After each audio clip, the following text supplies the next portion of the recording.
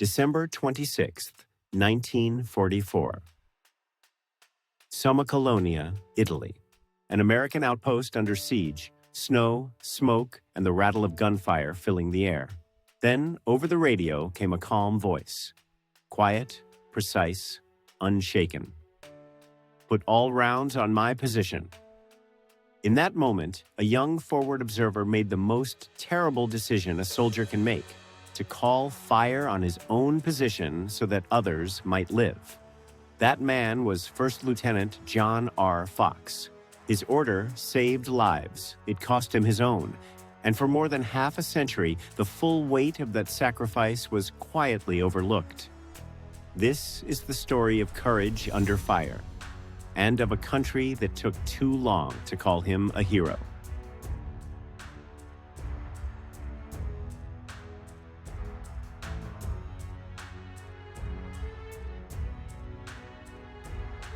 Chapter 1. The Man Behind the Uniform. John Robert Fox was born on May 18, 1915 in Cincinnati, Ohio, and raised in the nearby suburb of Wyoming. He grew up in a nation divided by segregation, a world of separate schools, separate buses, separate expectations. Yet, even then, Fox stood out for his intelligence and quiet determination.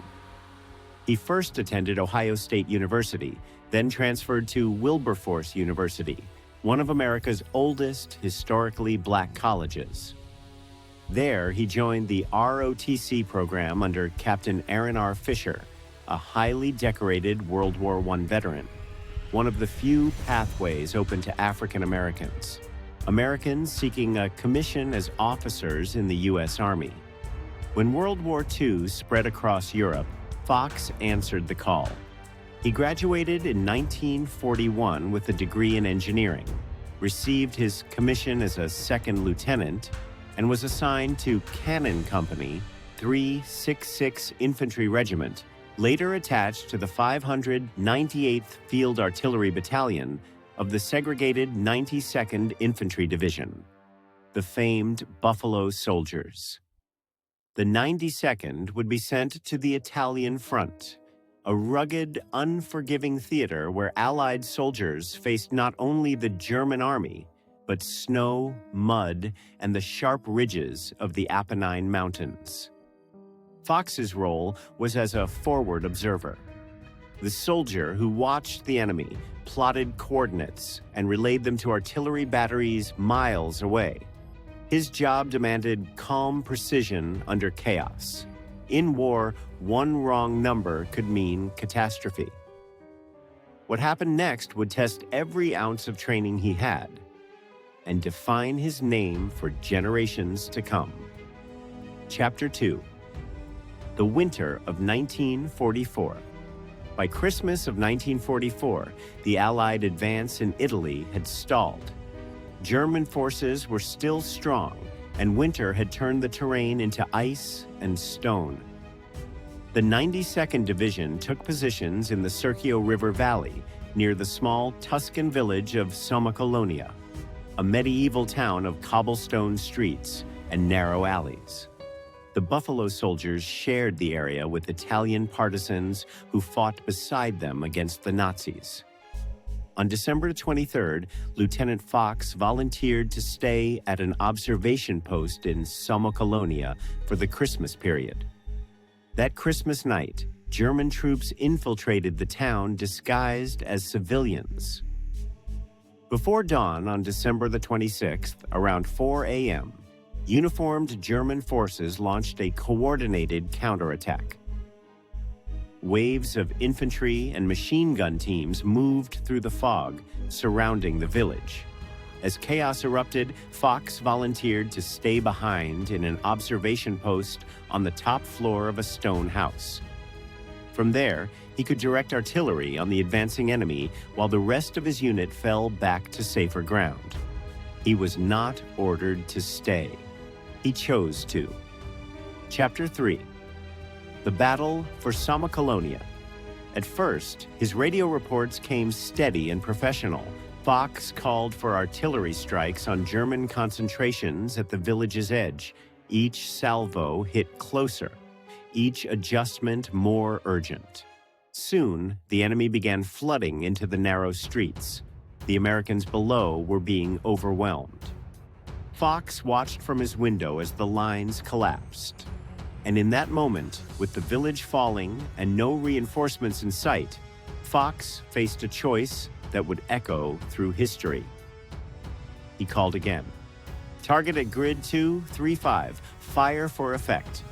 Shells screamed overhead, explosions rocked the village, German soldiers scattered, regrouped, advanced again. Fox's voice stayed level. Then he gave new coordinates, even closer.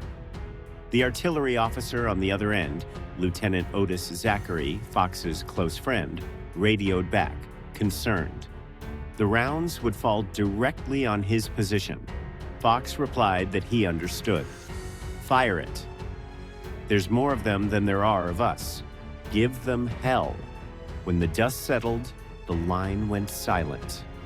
Later, when Allied forces recaptured Sommocolonia on January 1st, 1945, they found Fox's body among the ruins, along with nearly 100 German soldiers who had been caught in the barrage he ordered.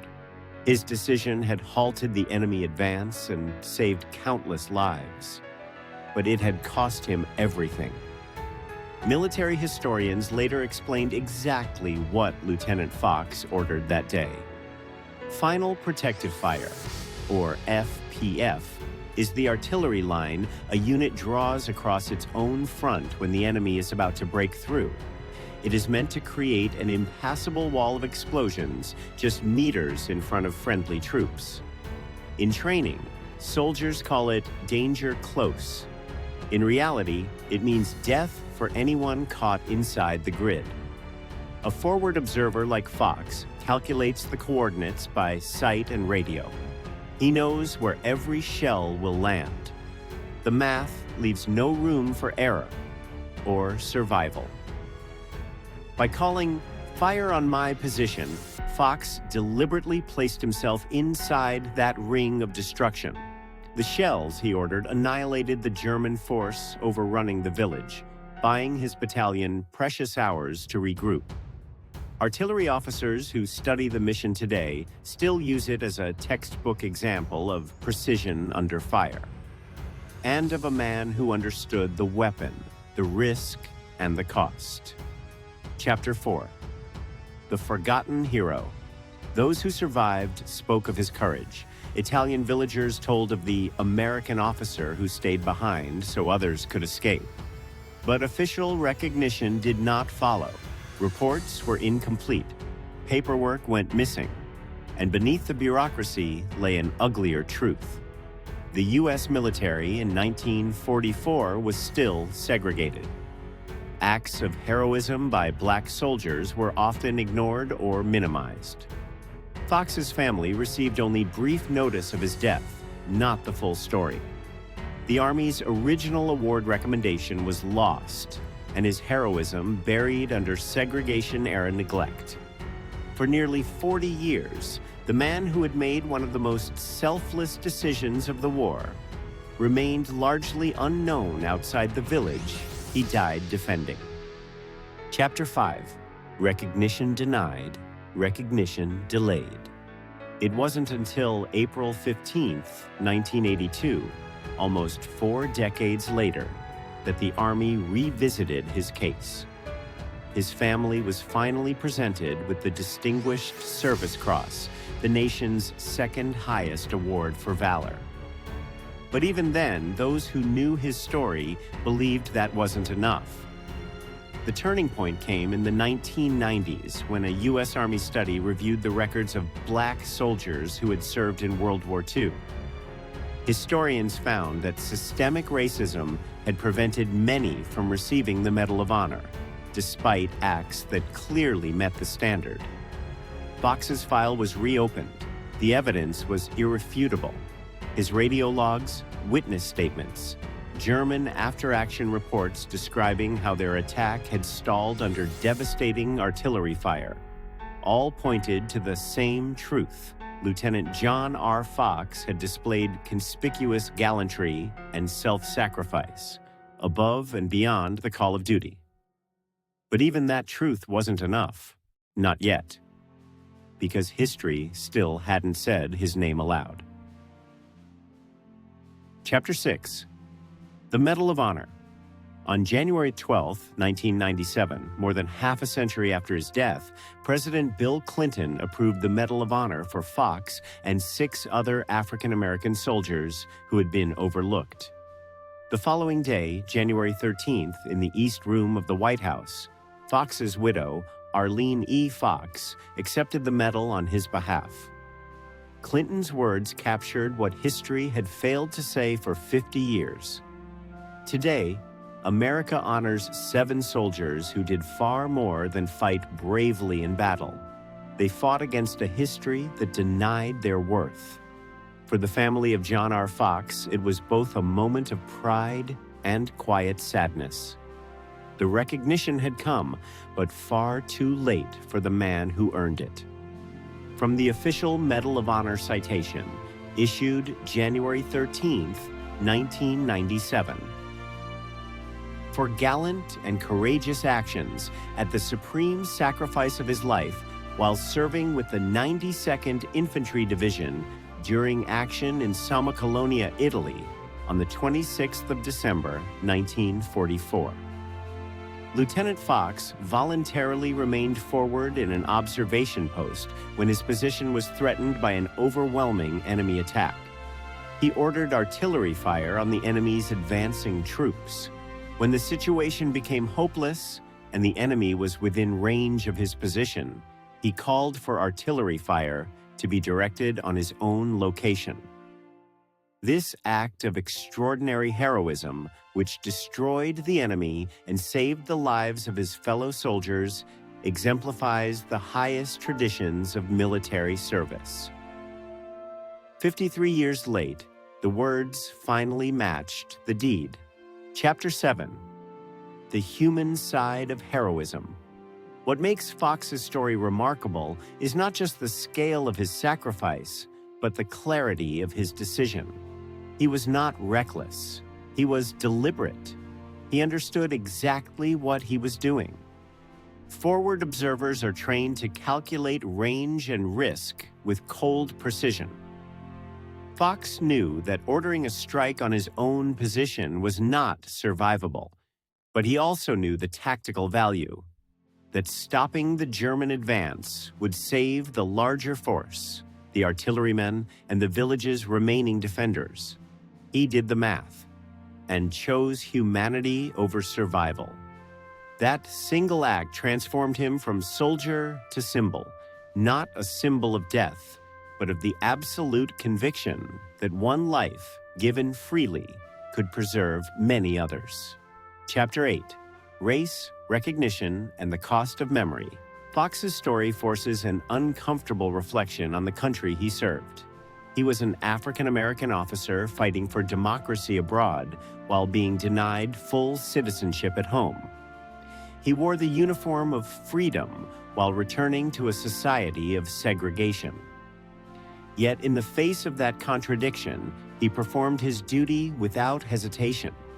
His courage exposes not only the valor of Black soldiers in World War II, but the silence that followed. The decades when their stories were buried, their medals unawarded, their contributions half acknowledged. The belated recognition of Fox is more than an award. It is a confession by history that it once looked away.